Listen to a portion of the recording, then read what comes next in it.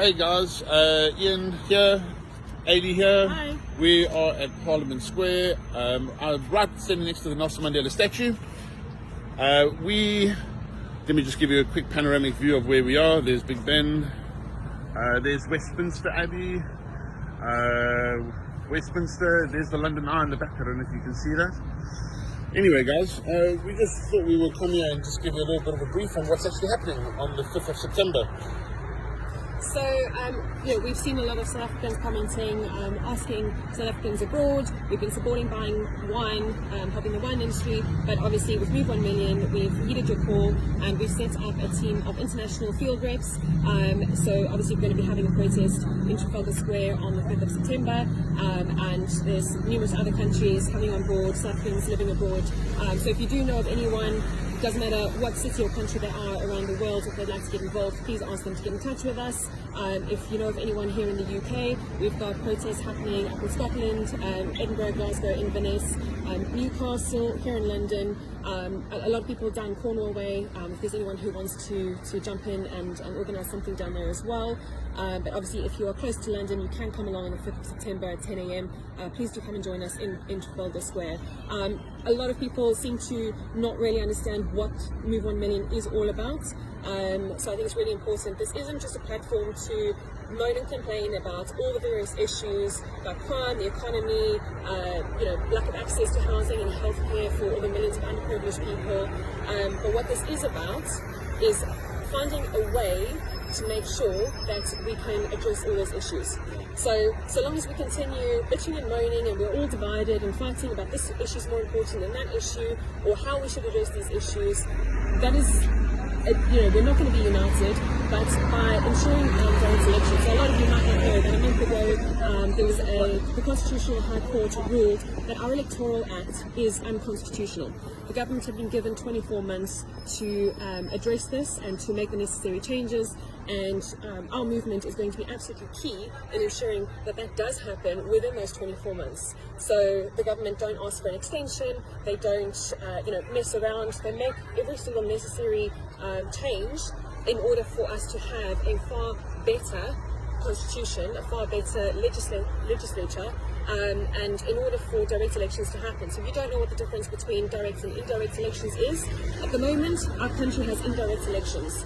We vote a party, a select committee within that party choose who our representatives are at local and national level. We don't have any say over who those people are. And as we've seen with the current government, basically the party, it acts as a layer to protect those people. And we cannot get rid of the rot and the corruption in government unless we change how the electoral process happens. So direct elections, you'll be voting individuals rather than a party. So it doesn't matter what party that person represents, you can vote in an individual. And it basically creates a way of empowering giving the power back to the people of South Africa to essentially hire and fire who our leaders are, who represents us within those 400 seats in Parliament. So hopefully that's cleared up if you're not quite sure what the movement is about. And obviously by doing that, we will then pave the way to ensure we have an accountable government who deals with the murder and the crime rate and all those other issues that everyone is passionate about, but we're not going to change those unless we do this with direct elections.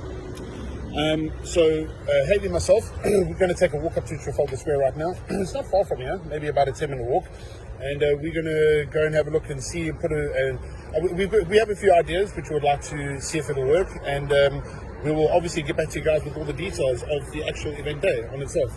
So we all look forward to seeing you there. And guys, listen, there are so many of us South Africans living in London and in the Greater London area. I really would love for you guys to come and join us on the 5th. Please show your support for your country, for your family, for your friends. Thank you. Yeah, again, it's, we are the change. It is up to us, it is up to, we can't sit back and moan and complain without getting off our backsides and actually doing something.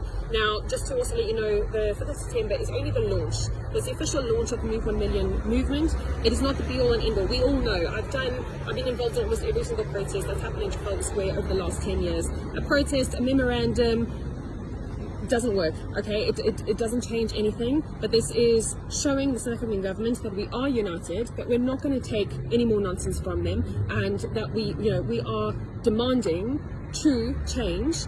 And this isn't for us, obviously we're overseas. This is for our friends, our family back home, but most importantly, this is for the 15 million people who are food insecure, which means they don't know where the next meal is coming from. This is for the people who are promised housing, who are promised education. This is for the people who do not have a voice in South Africa. So I'm using my white privilege, if you like, abroad, to be able to take a stand, to empower and educate my friends and family, and I'm hoping that every single one of you will do exactly the same, and I hope to see you out in mass in Trafalgar Square on the 5th of September. Cheers, guys.